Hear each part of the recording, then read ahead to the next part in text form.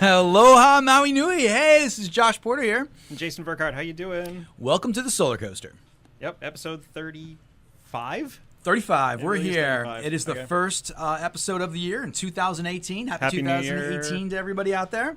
Yep, Happy New Year, Josh, Jonah, Gary. Here we go. We got a great show today. It is the Smartflower Pop. Move my microphone. Yeah, Smartflower. This is something I wanted to talk about a long time. You showed me a picture of this thing, I think years ago. Really, isn't it? Has it been that long? A couple years ago. And I never really had a sense of the scale of the thing. It's and big. now that it's available, oh my goodness. Yeah, it's a really amazing technology out of Austria. Yep. We have access to John McEnroe, who is a good friend of mine. I met him about 2.5 years ago, Intersolar San Francisco in like 15 or something, or 16. And, we really just kind of connected on this amazing tech. And so he's been working diligently on getting this ready for the Hawaii marketplace. Yep. He's done some work throughout the Pacific and the Philippines, and it is just a like solar eye candy like nothing can compare. Yeah, it is the thing. I want a whole field of these things. Right? Yeah. That is exactly what it needs to be. It's going to be really fun to get a chance to talk to John, and we'll be able to talk to his partner, Leonard Tanaka, probably in a couple of shows as well, talk about some of the other things they're engaged in. Yep. For 18, just briefly, we do have an amazing roster of kind of things happening, totally different than when we began this show. It's like we've got this amazing kind of group of people, industry leaders, thought leaders that are ready to come on the show. Yeah, once we started talking to people, it was really, really funny how they all come out of the woodwork and they actually would like to be not only on the show, which is intimidating to start with. I mean, the first time we asked somebody, you want to be on the radio? I was like, no. Well, usually it's kind of like, let me think about that. Yeah, right. They won't give you a flat no, but that's a no. But eventually everyone gets kind of excited, enthusiastic about it, When they see their contemporaries out there as well, they all want to come on the show. So we've got this huge roster of folks. Abigail Ross Hopper from SIA is going to be on this show. That's a big Blue deal. Planet That's Energy next guys. week. Yeah, next week.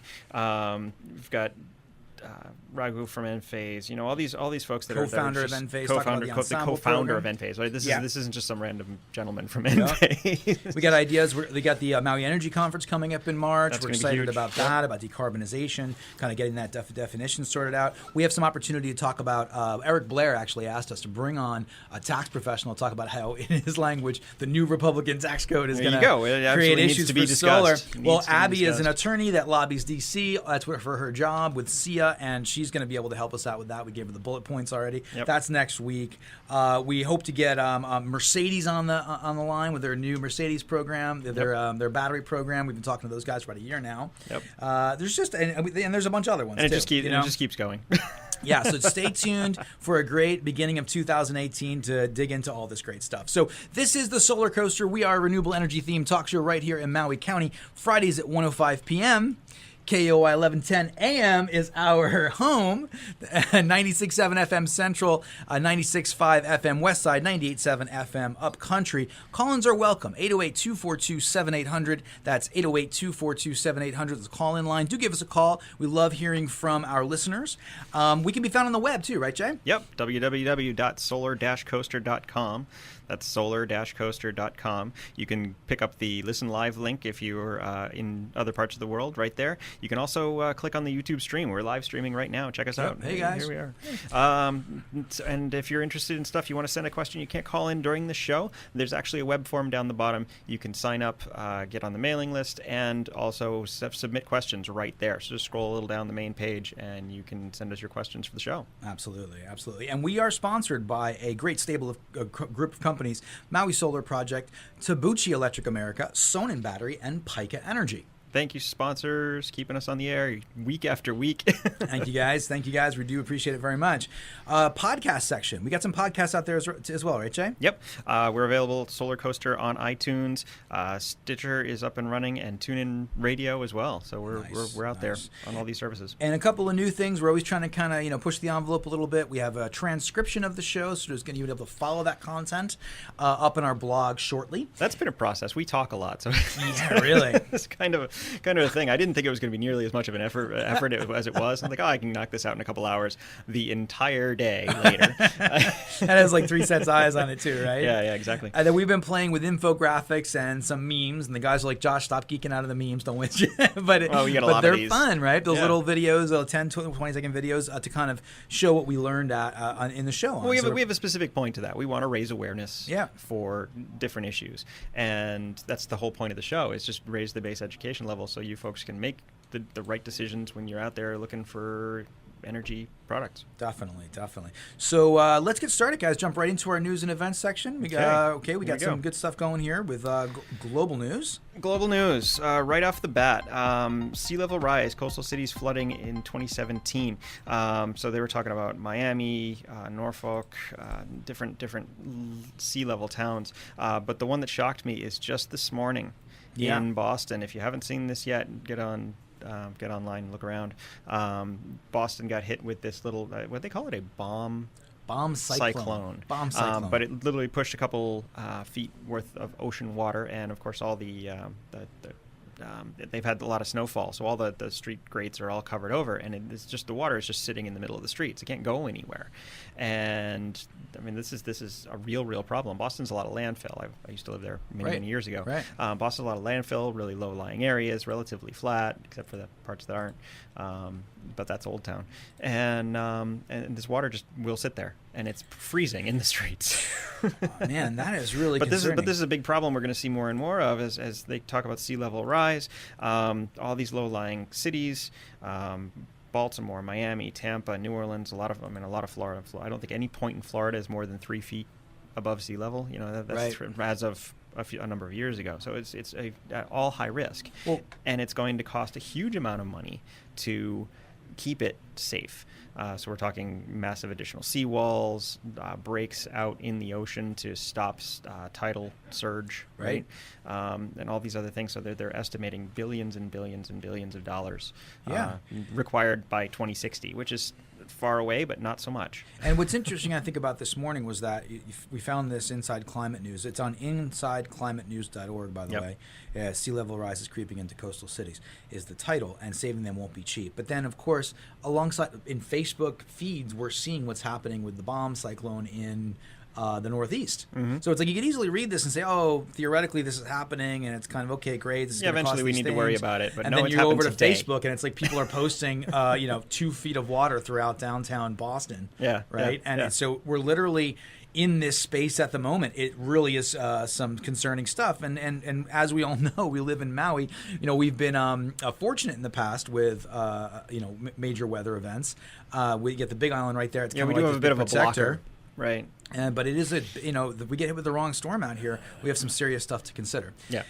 So let's keep a close eye on that. I mean, geez, this is like pretty amazing what's happening out there. Another thing related to that was the kind of a little bit further down the field with what's happening in Puerto Rico. So they're all over the net, but there's PRI.org story. Hurricanes blew away Puerto Rico's power grid, and now solar power rising to fill the void. Right, and this is something that we talked about when the event was going on there, that we would hope to see a higher adoption of renewables, as they wouldn't just roll out old technology again. They would take the opportunity to really rebuild the infrastructure in a better, more thoughtful way. And it really looks like that's taking place. So big round of applause. Yeah, it's amazing. It really is awesome. Yeah. And a lot of our partner corporations like Sonnen and Tabuchi, and these guys are all out there actually donating product, was the kind of first step.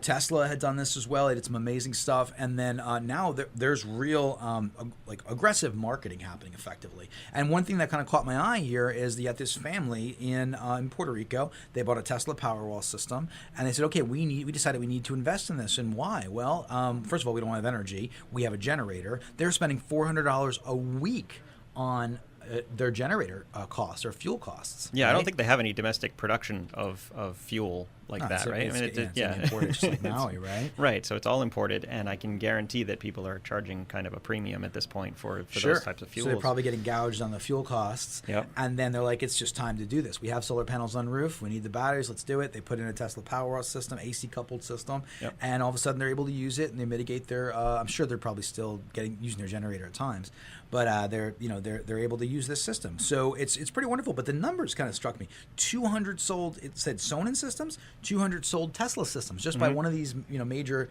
manufacturers and one of these major installers. So there's a lot of movement out there with batteries, and Puerto Rico could become could really leapfrog and become this kind of grid of the future is what the nature of this article says. So love to see it. got it. Yeah, Absolutely fantastic. And it's an opportunity to actually go out there. Maybe we do have some friends and family that live out on the west side. Maybe we could do that for the coaster. Yeah.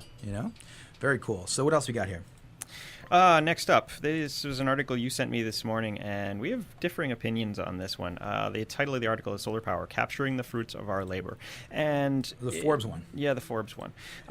This is a gentleman, Greg Autry, who is talking about how time after time American innovation we innovate, and then it all goes to China, and they manufacture at a cheap cost, and they undercut any American producers of said technology, and to basically take all the revenue, all the feedback, payback. What's the word? The value. return on investment for that R&D money that America spent, and he's frustrated by it, which I absolutely understand. So he's going into detail about how solar power is right now. We have this small window of availability to kind of curtail that process, and so he's very much championing curtail the process of everything going back to American China. solar manufacturing firms being taken advantage of. Right. Yeah. Okay. So what's going on? He goes on in detail about how Chinese companies are hacking U.S. companies. They're stealing proprietary information. They completely ignore patents, which is mostly true. I don't know about the hacking thing so much. I would hope that's not quite as bad. But goes on to say that this tariff absolutely needs to happen because to protect the R&D money that we've spent on developing that solar from the 60s and stuff. The government started. Yeah. His history is actually pretty accurate here. He's talking about in the 60s, the space program developing solar panels specifically to be able to put satellites in orbit that would power themselves. They wouldn't have to put a battery on it, and they wouldn't have a finite life because they could continually generate power. And that continues to happen to this day. Our future focus section, we have some new technology that the Air Force is pioneering. Yeah, absolutely. So what's your opinion on this whole issue? Here's what struck me about this. First of all, I don't support the tariffs, just to be clear. So you know that, right? Yeah. So, but what struck me about, I think there's other ways to do it, and I think next week Abigail Ross Hopper from SIA is going to articulate those in a really compelling and clear way. So we'll hear from that. But what interested me about this conversation was that he actually kind of creates a picture where he says, "Hey, these foreign firms are almost price fixing in order to starve out American firms, and they're coming in and acquiring them." Yep. And now they're orchestrating, and ironically now they're foreign-owned firms that are now petitioning for protection, which is just a bizarre set of circumstances. So if that narrative is right, it is effectively something in economic speak. It's kind of predatory pricing. Where you have a full industry with a certain labor cost advantages, and you have it's and probably subsidized by the government in China as well. And you have the opportunity to effectively make it impossible for us to manufacture in the United States. So I thought it was an interesting narrative that he put together. I hadn't seen that kind of a narrative before. And I certainly hadn't seen anyone trace it all the way back to '53 when it started, when the R&D started, and then walk it through the last couple of decades where the firms were getting up and running and building their capabilities, and then painting a story of like a predatory approach, and there's almost like hints of espionage in here. It's an amazing. Oh, absolutely. Yeah, it's an amazing kind of article. I see that.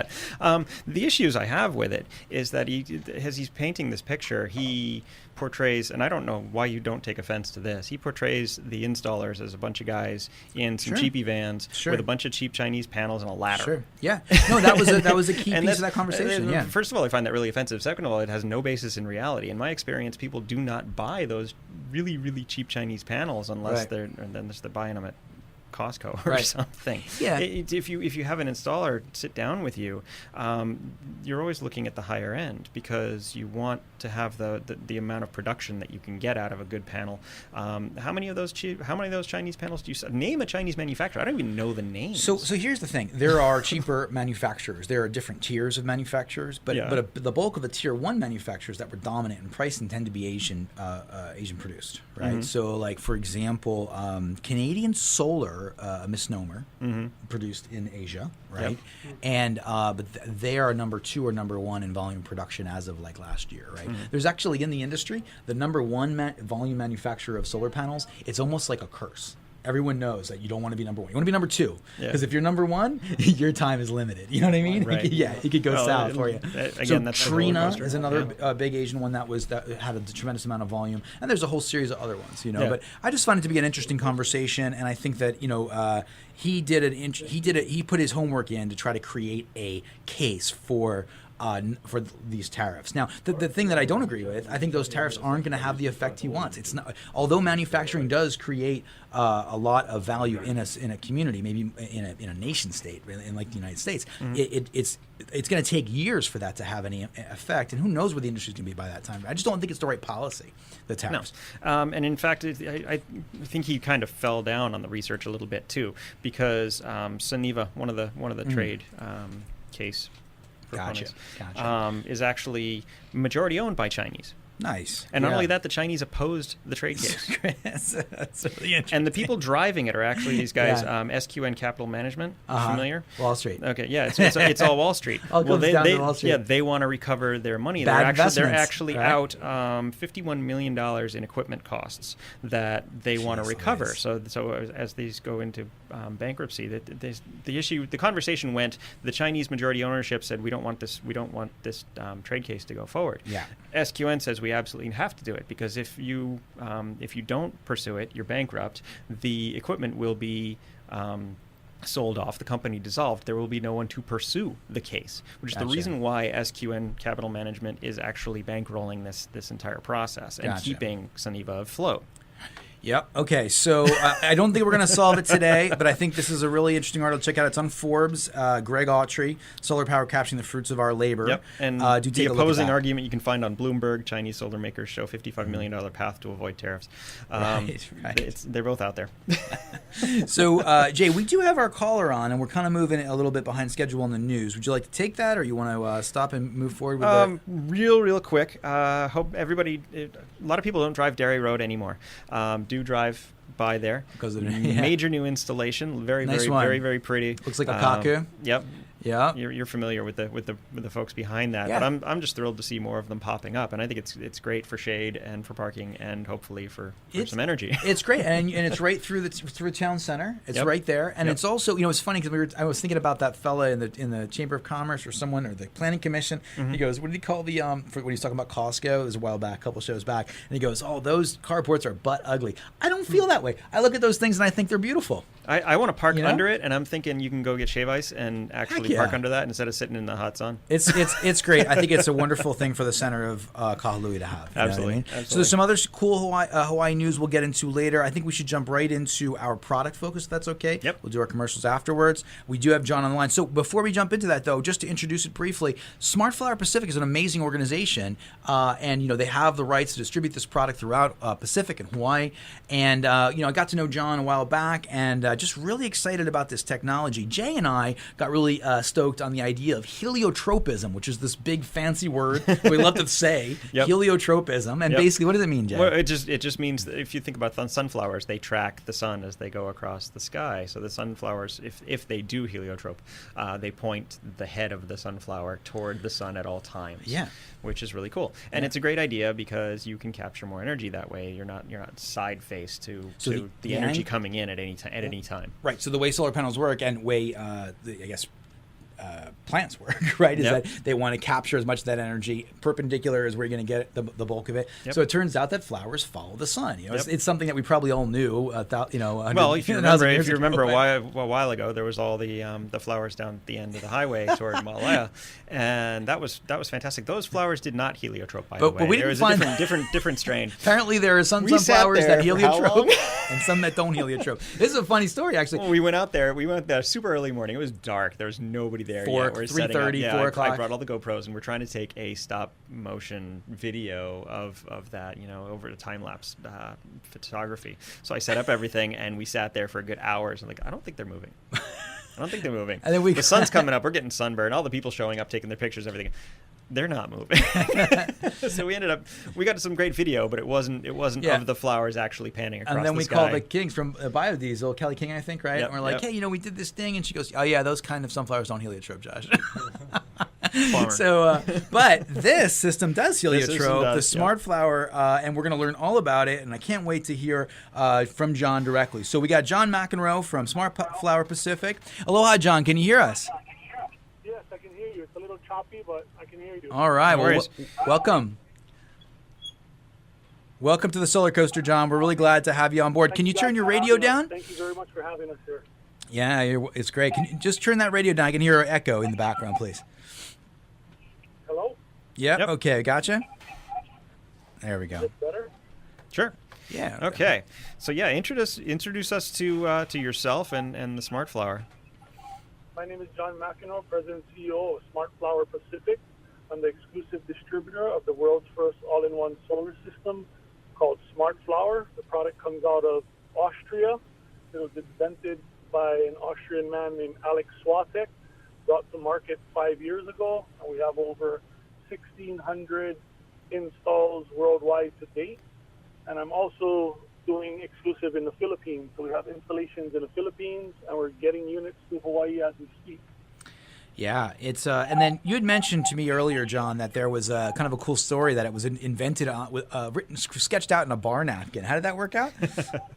Yes, Alex and a few of his friends were out having some drinks one night and looking at some flowers. And they said, wouldn't it be cool if we could make some solar product that looked like a flower? So they did a prototype 9 months later, and the rest is history. We bring it to market, and now here we are today, marketing the world's first all-in-one solar system. Wow. What the Smartflower does is, in the morning, it awakes itself from the closed position, opens itself fully, positions itself directly to the sun, and tracks the sun at a perpendicular 90-degree angle from sun up to sundown.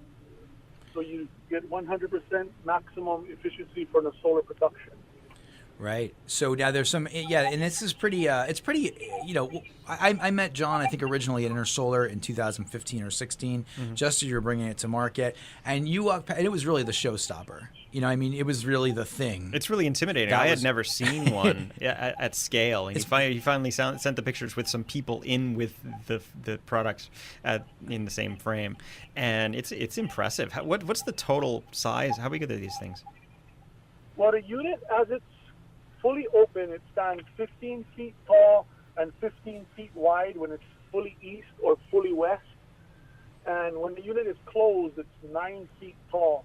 And the base of the unit is 3 feet wide and 4 feet deep. So the Smartflower... Aloha and welcome to Maui. Anywhere in your yard or on top of a pedestal on your carport. It can even be mobile. I have one mounted on a trailer that I do mobile demonstrations here in Honolulu with.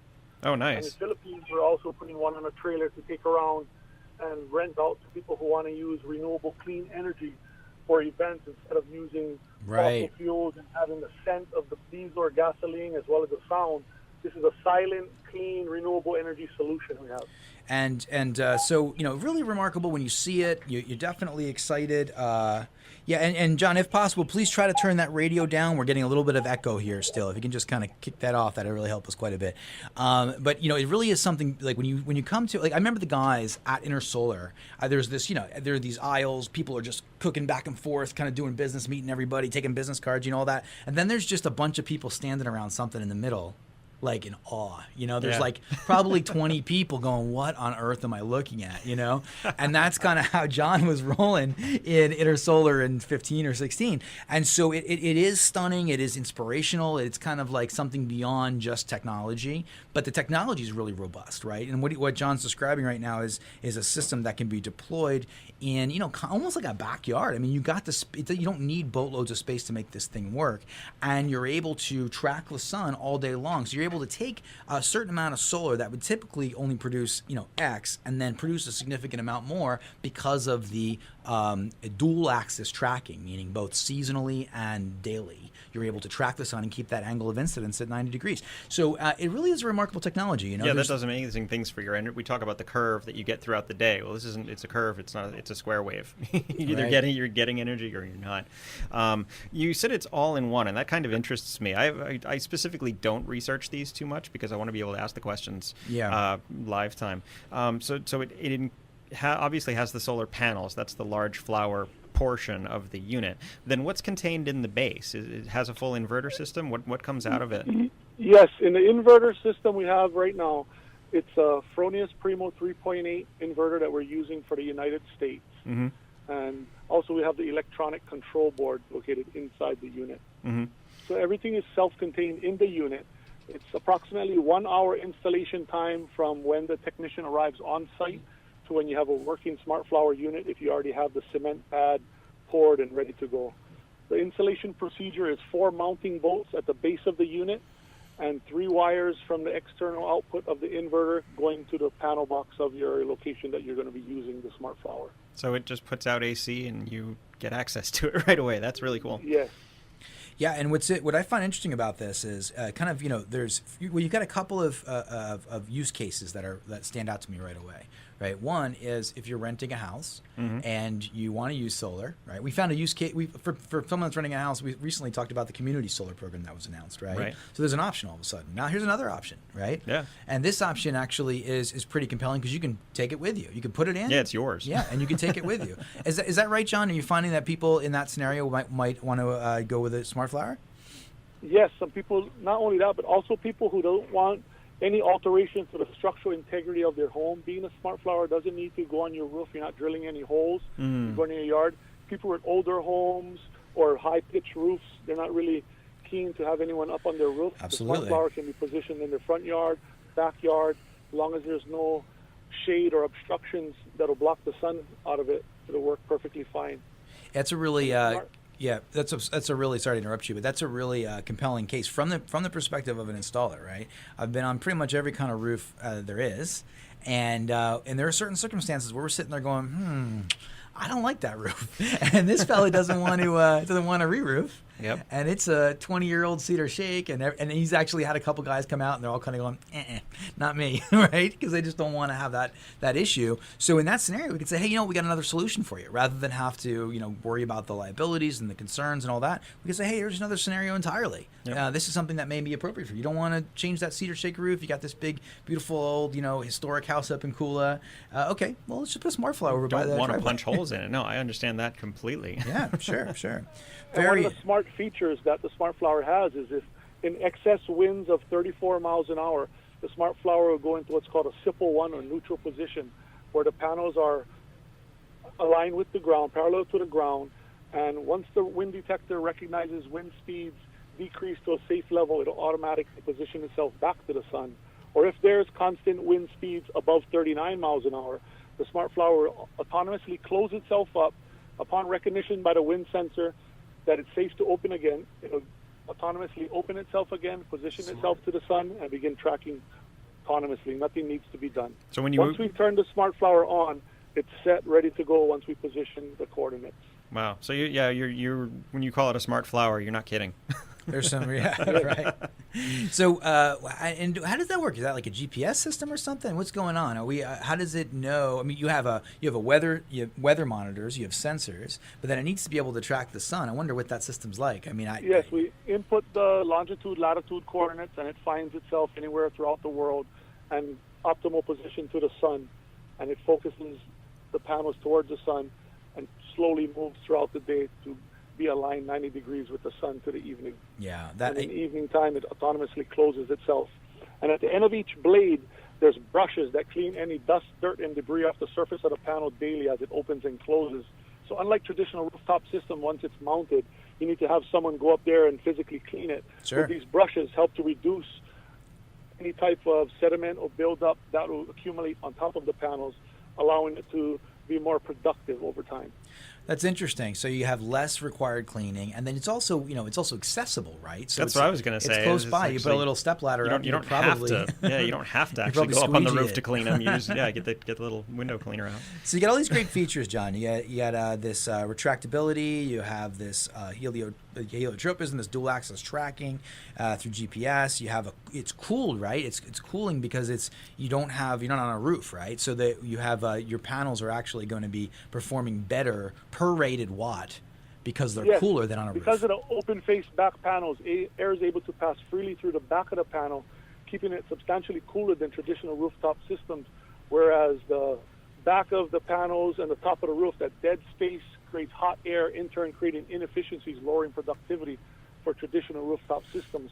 But with the SmartFlower, air is able to pass freely through, keeping it cooler, increasing productivity. Yeah, and all your electronics are in the base too. Yeah, we get about 40% more efficient than a traditional rooftop system.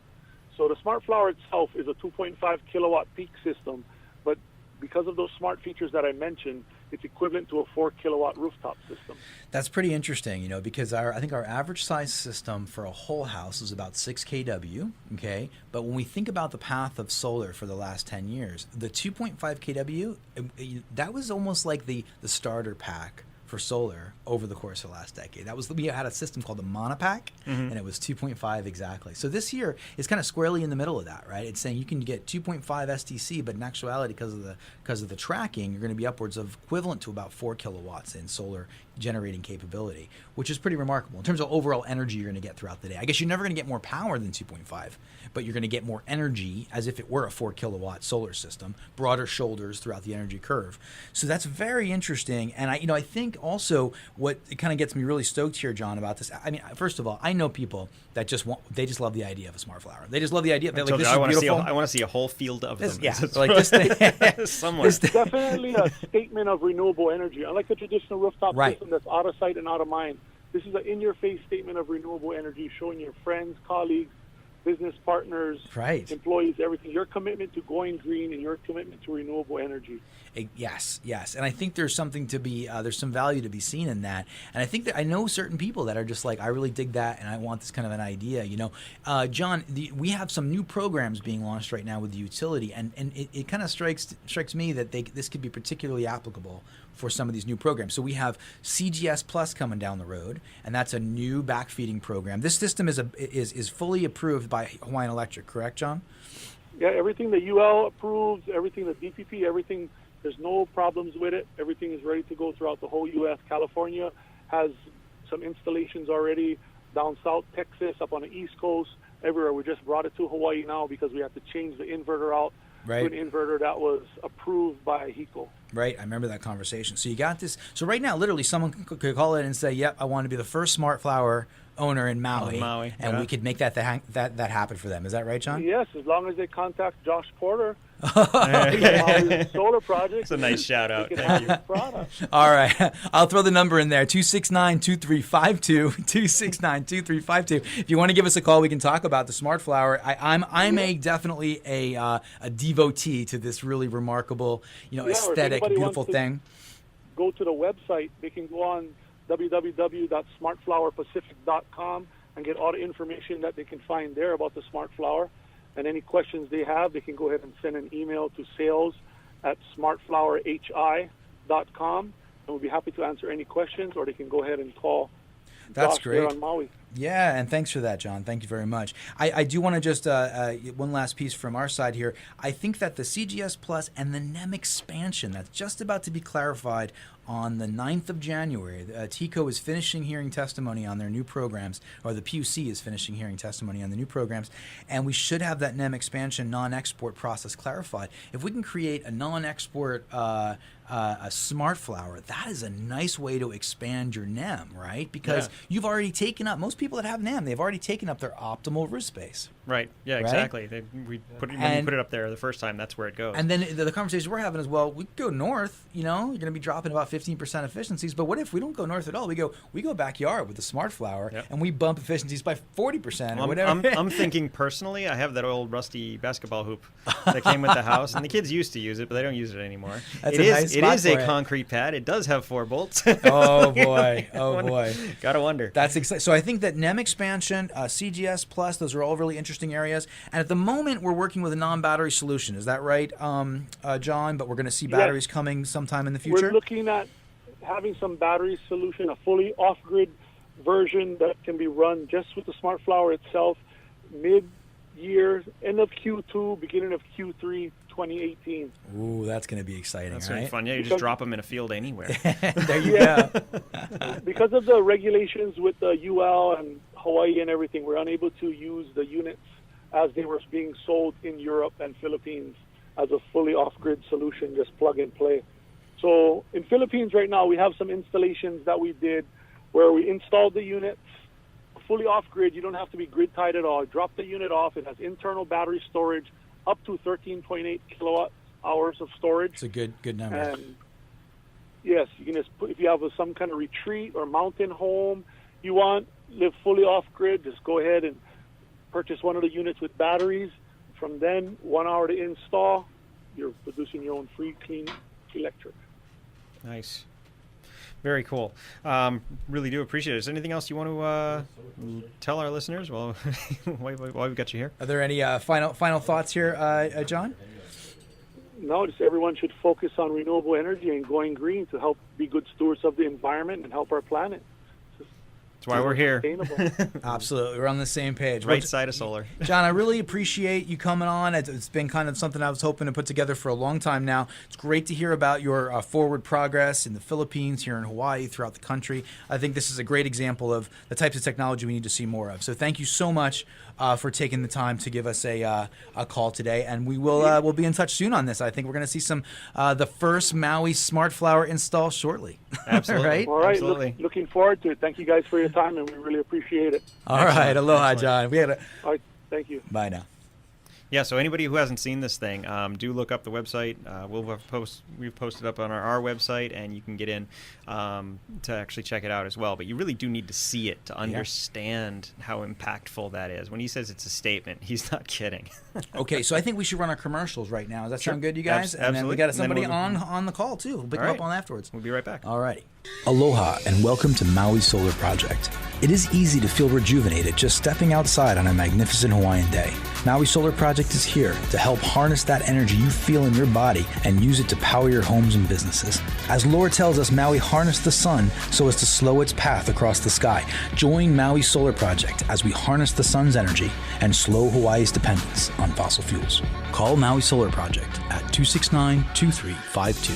MauiSolarProject.org. Tabuchi Electric, a leading worldwide inverter manufacturer, presents the second generation of the eco-intelligent battery system, the IBIS.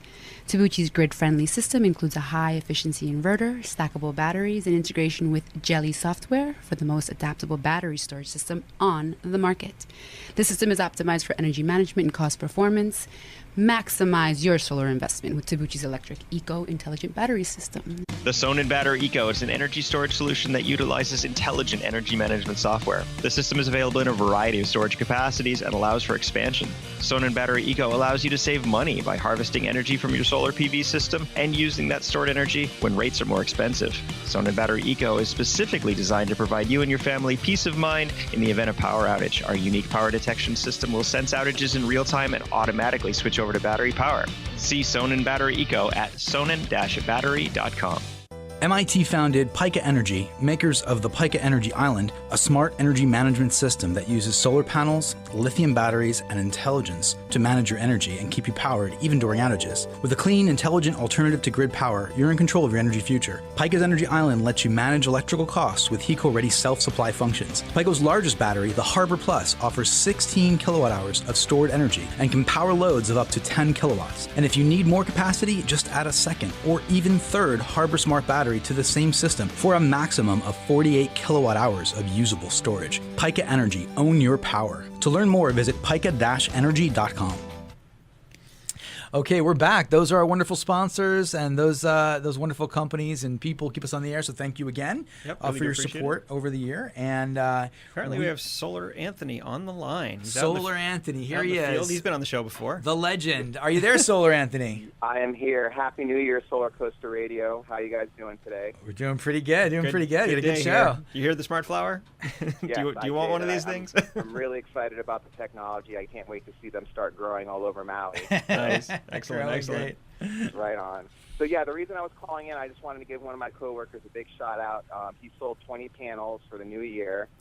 His name's Neil. I'm really excited about it. Oh, so, nice I job, just wanted Neil. to give Neil a big shout-out today on this Aloha Friday for doing that. So. Excellent. Very Really do good. appreciate it. We are seeing some cool stuff, and Neil's really been getting some traction on the putting on my MSP hat here. Certainly is getting some traction as a new and up and coming solar sales superstar / ninja, and he was the first of the team to get one in the hopper for Right 2018. so, all right, Neil, listen, good job, buddy, and you guys have a wonderful day at SolarCoaster, okay? All right, thanks for the call, Anthony. What's up? All right, aloha. Aloha, bro. Alrighty, so very interesting start of the show. We did need to cut out earlier from our Hawaiian news section, so why don't we double back to that? There's something interesting happening here. One article I really want to touch on, right? This is a Hawaii News Now article about, title of the article, auditors couldn't figure out what the state energy office does or what it plans to do. Well, that's... it sounds like government for sure, but I don't agree with this one either. So this is from Hawaii News Now. Yep. What is this? January 3rd, and updated on the 4th. And basically, so there's this discussion about the state energy office. They're kind of asking them, hey, what is it you do? And they go, the energy office could not articulate to us, neither through documented evidence nor verbally, how it has directly or indirectly contributed to the achievement of the state's clean energy goals. Basically means, what do you guys do? What's going on here? They're currently spending $600,000 more than their current revenue. So they don't generate a lot, but they're spending a decent amount of money. That's a government, it's government office. Yeah, for sure. But I mean, they're basically tasked with facilitating the transition to our 2045 100% renewables goal, right? I mean, these are the folks that are directly involved with some of those conversations. Yeah, I mean, they're a part of supporting the energy accelerator. So they put some money into that, $500,000, I think, right? Yep. And the energy accelerator to me has always been something that's really remarkable.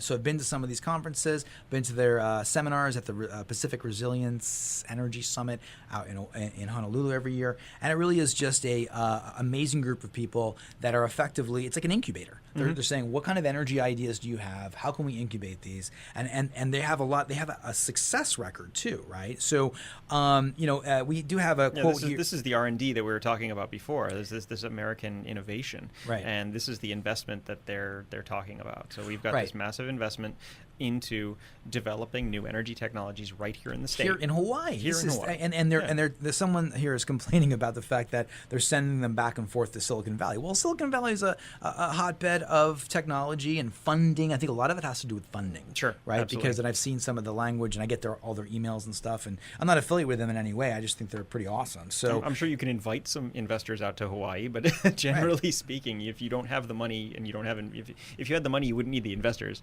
And if you need the investors, you don't have the money to fund a whole bunch of trips for people.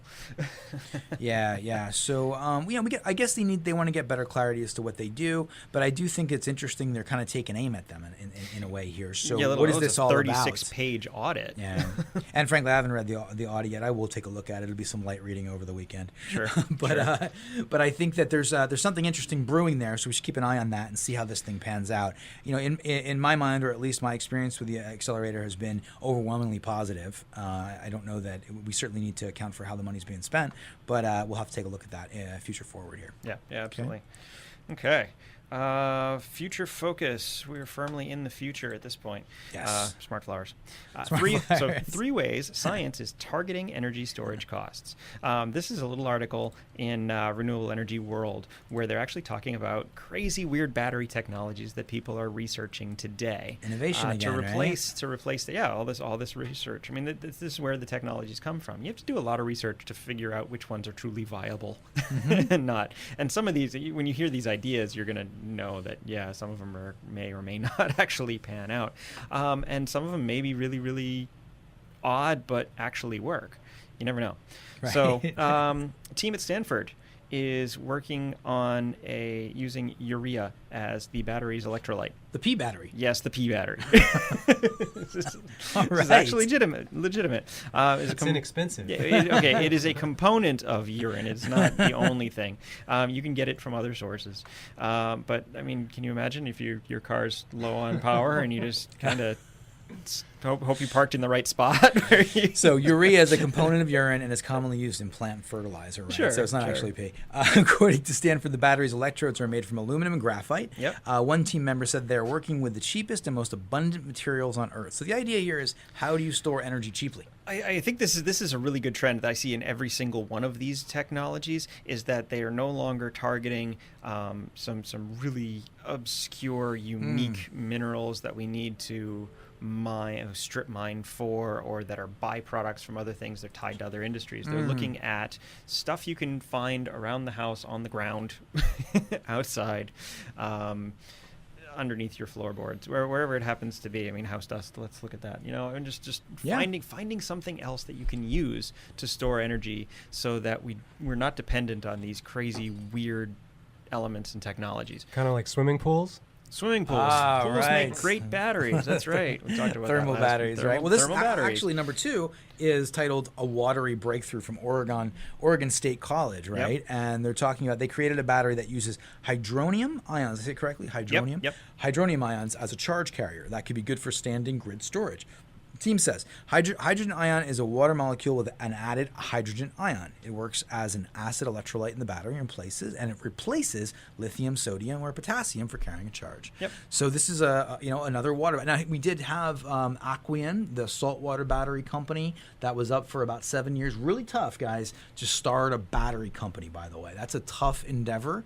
And Aquion actually, I think, declared bankruptcy and has been picked up and is being the repurposed patents or something are right now. being floated around. But this is similar and yet not. The other one that was water based was just the pressure. What they call it? Hydraulic. Hydraulics. Just hydraulic storage, Right. which is certainly something you can do if you have a large installation. If you have excess power, imagine you have so much extra solar during the day, you don't need it. What do you do with it? Well, just turn on the pumps and fill this large tank, and then at night, you route that water. It's going to gravity feed back down, and you could actually turn generators with that and generate electricity. I don't know what the percentages are for loss and stuff, but I mean, That sounds like a we big talk about engineer them. conversation. It's a large Yeah. engineering project, because to get any real value, it has to be pretty large. I mean, imagine if you have to fill the space behind the Hoover Dam and then let it drain during the evening. I mean, that's a significant amount of water. Yeah, and there are some precedents for that kind of stuff in large-scale utility. Sure. They've actually used dams and reservoirs, and I've had conversations with some engineers about that. Yep. And then the last one Final here, one. number 3, is what is that? Glass.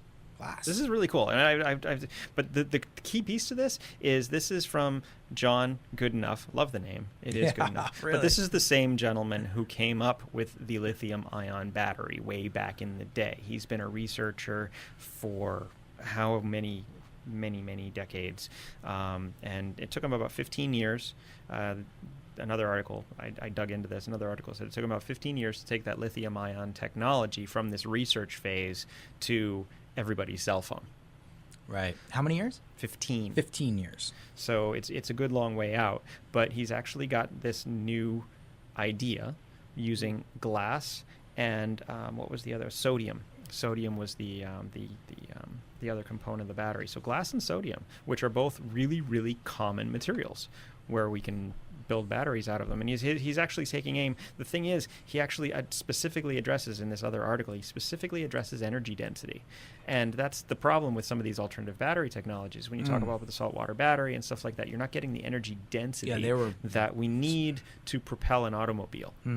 And he's claiming that energy density is part of the conversation, and that he's taking aim at the current lithium technology batteries in automotive. Right. So if you can store that much energy in some glass, that's revolutionary stuff. Really. And he's got a good track record, so I would watch that one. So we just take our windshields and we just fill them up with energy, and then we're good on our cars. Well, I think it's going to have to be a little thicker than that, but sure. That's pretty amazing stuff. Yeah, So, absolutely crazy. Good technology. One final. well, that was the storage part of the was the future storage. focus. Yep. And then the next one, we've actually got some interesting movement in the solar panel space. Right. We're going to run out of time here. Are we? Oh, well, basically the U.S. Air Force, it's on, what is this here?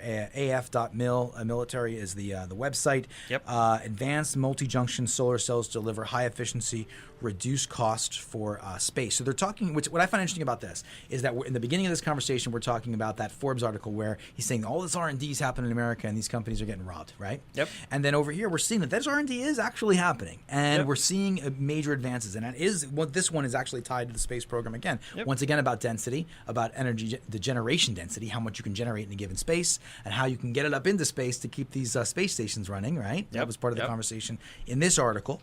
But the thing that really struck me were the percentages.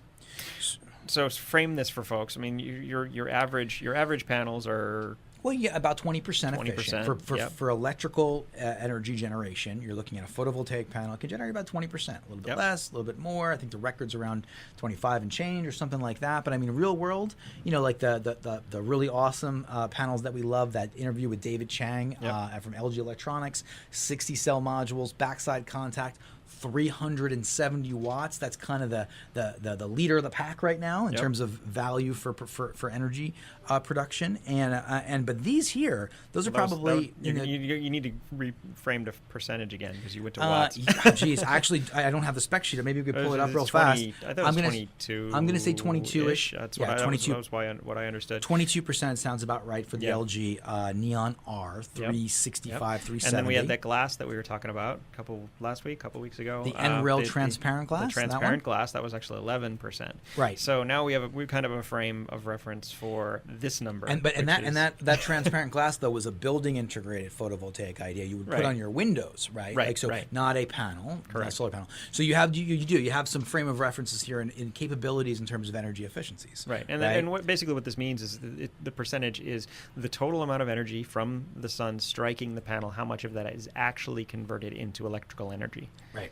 So that's what that percentage really means. So this particular technology, the way it works is it's heterojunction cells, right? Is that and they have this new method. I won't go into trying to frame what they've already said here. It's a little complicated, scientific. But basically they're able to capture different wavelengths in different layers, right? And so they're able to get more energy density as a result of that. Now they're already doing this in heterojunction cells. This is a new way to do heterojunction cells.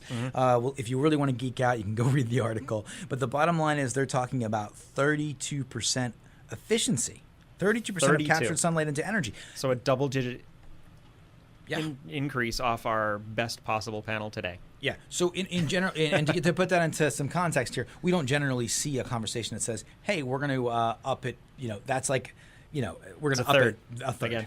It just doesn't happen. So that if this thing turns out to be a practical deployable technology in the next few years, or who knows how long it takes to get to general manufacturing, but we're looking at the opportunity for general solar panels to produce a lot lot more energy. That's a big jump, a third. Yeah, 32% yeah, efficient fantastic. panels. I imagine if you could do that with the same roof space, all of a sudden. So like a 60 cell panel, I want to be able to convert that to watts now again. Can somebody help me? I know.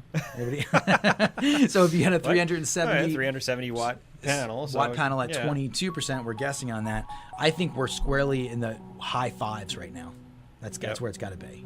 Right, so maybe Jay's gonna do some math for us, but the 550, 560, 550, 560. So guys, this is exciting stuff. So thank you, American Air Force, for doing the R&D. US Air Force. And this is where the money goes and comes from. Like I said, I think this is fantastic that all the R&D goes here. We do it to ourselves. We send this stuff overseas to be manufactured cheaply. It's a big world out there, guys. So, hey, this is the SolarCoaster. It's been a great first show of 2018. Thank you, Jay, Jonah, and Gary, Solar Anthony, and John McEnroe for calling in. I will give you a heads up. We just got a confirmation the co-founder of Enphase will be on our show on January 26th. Tune in for that one, and we got Abigail Ross Hopper next week. All right, let's do it. So thank you so much. Here's to a great 2018. Aloha Friday, folks. Have a good one.